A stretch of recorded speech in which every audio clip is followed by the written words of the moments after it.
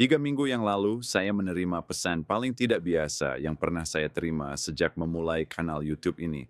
Pesan itu dari seorang perempuan bernama Patricia, seorang dokter psikologi, yang melihat konten saya dan menulis sesuatu yang sama sekali tidak terduga.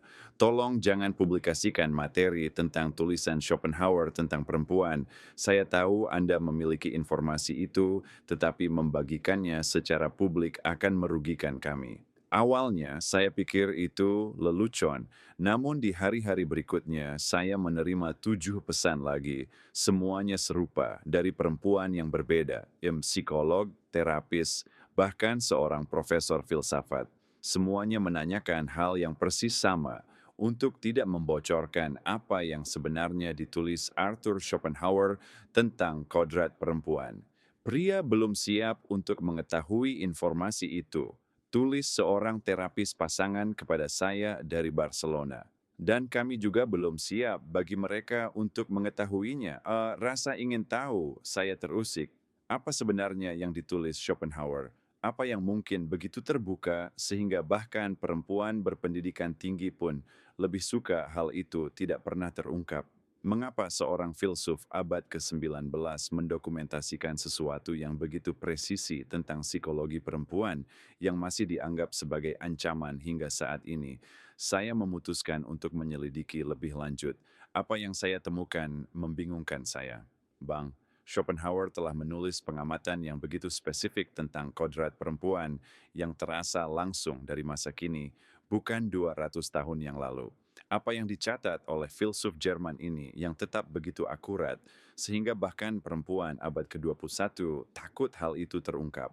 Saya menemukan bahwa melalui observasi murni dan analisis filosofis, Schopenhauer mengidentifikasi pola-pola perilaku perempuan yang akhirnya divalidasi oleh psikologi modern dengan ilmu saraf. Meskipun pola-pola tersebut jarang dibahas di depan umum karena bertentangan dengan narasi sosial terkini. Hari ini saya akan menunjukkan kepada Anda apa yang ditulis Schopenhauer yang didukung oleh studi ilmiah modern yang mengonfirmasi kesimpulannya. Saya di sini bukan untuk mempromosikan misogini atau menyerang perempuan. Tujuan saya adalah untuk memahami mengapa seorang pemikir dari 2 abad yang lalu berhasil menangkap kebenaran tentang pikiran perempuan yang masih relevan hingga saat ini. Jika Anda pernah merasa ada aspek-aspek kodrat perempuan yang tidak dibahas secara jujur dalam budaya kita, konten ini cocok untuk Anda.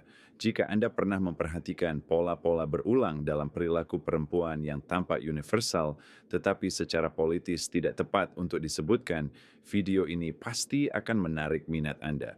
Dan jika Anda siap menghadapi gagasan-gagasan filosofis yang secara radikal dapat mengubah cara pandang Anda terhadap hubungan, saudaraku, apa yang terjadi selanjutnya bisa jadi mengungkap, bahkan mengganggu.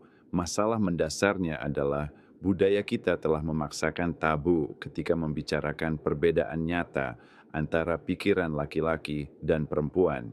Ini seperti mencoba mempelajari astronomi dengan melarang orang membicarakan tentang pergerakan bintang. Ini seperti teman yang tidak mengerti mengapa ia selalu berakhir dalam hubungan yang beracun, tetapi menolak untuk mempertimbangkan bahwa mungkin ada kecenderungan universal dalam perilaku perempuan yang dapat ia pelajari untuk kenali. Atau seperti Roberto yang bersikeras bahwa setiap perempuan itu unik dan tak terduga tanpa menyadari bahwa ia mengabaikan pola-pola yang telah terdokumentasi selama berabad-abad. Kesalahan fatal terletak pada keyakinan bahwa mendeteksi pola universal sama saja dengan menyebarkan stereotip negatif. Seperti yang dikatakan Schopenhauer sendiri, setiap kebenaran melewati 3 tahap. Pertama, diejek, kemudian ditolak dengan keras, dan akhirnya diterima sebagai sesuatu yang jelas. Dan dalam konteks ini, beberapa kebenaran tentang perbedaan gender mungkin terasa kurang nyaman, tetapi tetap saja nyata. Observasi terlarang Schopenhauer. Sedikit konteks, Arthur Schopenhauer 1788 sampai 1860 adalah salah satu filsuf paling berpengaruh di abad ke-19. Karya utamanya Dunia sebagai Kehendak dan Representasi mengubah pemikiran Barat. Namun, tulisan-tulisannya tentang perempuan, terutama esainya yang berjudul Tentang Perempuan pada tahun 1851, jarang disebut di kalangan akademis saat ini. Mengapa? Karena observasi mereka, meskipun didukung oleh sains terkini, bertentangan dengan ideologi modern yang mempromosikan kesetaraan gender absolut. Observasi pertama, emosi di atas logika.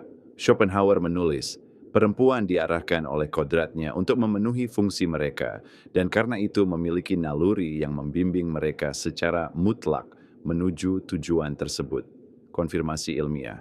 Dr. Luan Brizendine, seorang neuropsikiater UCSF, dalam karyanya The Female Brain, menunjukkan bahwa perempuan memproses emosi menggunakan kedua belahan otak, sementara laki-laki cenderung. Mengapa hal ini terasa tidak nyaman? Karena hal ini menyiratkan bahwa keputusan perempuan lebih dipengaruhi oleh faktor emosional daripada logis yang bertentangan dengan narasi kesetaraan rasional. Observasi kedua, bertahan hidup melalui orang lain. Schopenhauer mencatat, perempuan ditakdirkan untuk menaati sepanjang hidupnya, pertama orang tuanya, kemudian suaminya, dan di usia tua, anak-anaknya. Reinterpretasi modern. Para antropolog evolusioner telah membuktikan bahwa perempuan secara historis mengandalkan aliansi dan sumber daya eksternal untuk bertahan hidup, bukan kekuatan fisik. Mengapa hal ini menimbulkan penolakan? Karena hal ini menyiratkan bahwa kemandirian perempuan yang ekstrim bertentangan dengan program evolusi yang sangat kuno, yang menantang gagasan-gagasan feminisme yang paling radikal. Observasi ketiga, manipulasi sebagai alat alami. Menurut Schopenhauer, sebagaimana singa memiliki cakar dan gajah memiliki gading, perempuan telah dibekali oleh kodratnya dengan seni berpura-pura untuk melindungi dirinya sendiri. Konfirmasi ilmiah, Dr. Anne Campbell dari Universitas Durham menunjukkan bahwa perempuan mengembangkan keterampilan manipulasi sosial yang superior sebagai strategi evolusi. Mengapa tabu? Karena mengakui bahwa perempuan memiliki kemampuan alami yang lebih besar untuk memanipulasi meruntuhkan mitos kejujuran bawaan mereka. Observasi keempat, persahabatan perempuan.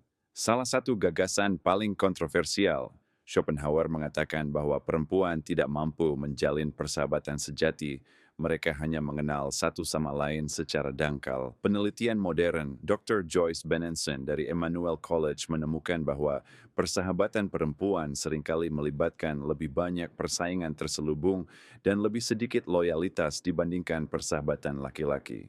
Mengapa menyakitkan? Karena hal ini menantang gagasan bahwa perempuan secara alami lebih berempati dan kolaboratif satu sama lain. Observasi kelima, mencari status melalui laki-laki. Schopenhauer menulis, kehormatan seorang perempuan sebagian besar bergantung pada persepsi publik tentang kesucian dan kesetiaannya, reinterpretasi ilmiah. Banyak penelitian menunjukkan bahwa perempuan secara historis mengandalkan reputasi sosial mereka untuk mendapatkan status, alih-alih pencapaian pribadi langsung. Mengapa beberapa perempuan tidak ingin Anda mengetahui hal ini? Karena memahami pola-pola ini menyebabkan mereka kehilangan keunggulan strategis. Seorang psikolog menjelaskan kepada saya bahwa ketika pria memahami bahwa perilaku feminin tertentu bersifat strategis dan tidak spontan, mereka menjadi kurang mudah dimanipulasi secara emosional. Lebih lanjut, pengetahuan ini menantang narasi modern. Menerima perbedaan gender ini melemahkan ideologi yang ditopang oleh penyangkalan terhadap perbedaan-perbedaan ini. Dan terakhir, kekuatan informasi asimetris.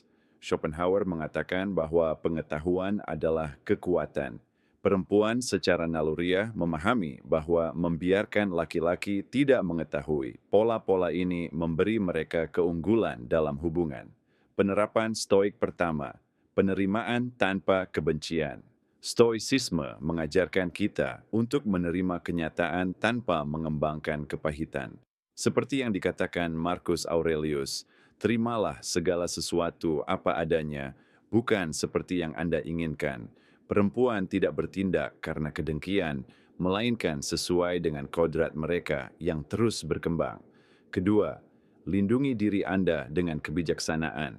Tujuannya bukanlah untuk menyerang atau meremehkan perempuan, tetapi untuk melindungi diri Anda dari manipulasi. Seperti yang dikatakan Seneca, kebijaksanaan terletak pada mengetahui apa yang harus diabaikan. Ketiga, hargai apa yang tidak bisa Anda ubah. Epictetus mengatakannya dengan jelas, jangan mengkritik apa yang tidak bisa Anda ubah. Menghormati kodrat feminin lebih bijaksana daripada mencoba memprogram ulangnya.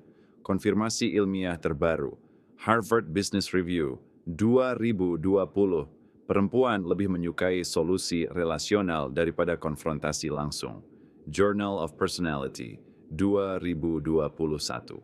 Manipulasi sosial prososial lebih besar pada perempuan dibandingkan pada laki-laki.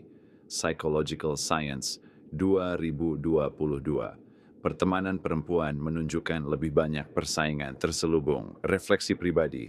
Setelah berbulan-bulan mempelajari gagasan-gagasan ini, saya mulai memperhatikan pola-pola dalam hubungan saya yang sebelumnya saya kaitkan dengan perbedaan individu, padahal sebenarnya pola-pola tersebut merupakan cerminan dari kecenderungan universal yang telah ditunjukkan oleh Schopenhauer. Saya tidak menjadi misoginis, saya menjadi lebih sadar. Memahami pola-pola ini memberi saya kejelasan dan membebaskan saya dari banyak frustrasi yang tidak perlu.